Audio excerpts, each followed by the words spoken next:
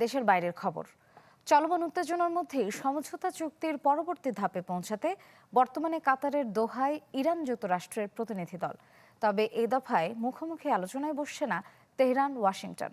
মঙ্গলবার মার্কিন প্রেসিডেন্ট ট্রাম্পের বিশেষ দূত স্টিভ উইটকফ ও জামাতা জ্যারেড কুশনারের সঙ্গে বৈঠক করেছেন কাতারের প্রধানমন্ত্রী ও পররাষ্ট্রমন্ত্রী শেখ মোহাম্মদ বিন আব্দুর রহমান বিন জাসিম আল থানি। ইরানের প্রতিনিধি দল দোহায় অবস্থান করলেও কোনো সরাসরি বৈঠকের পরিকল্পনা নেই তাদের।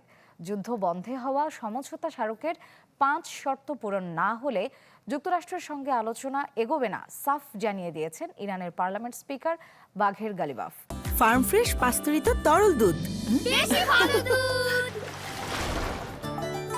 এর মধ্যে লেবাননে চলমান সংঘাতের অবসান, যুক্তরাষ্ট্রের তেল নিষেধাজ্ঞা প্রত্যাহার ও জব্দ তহবিল মুক্ত করার শর্ত অন্যতম।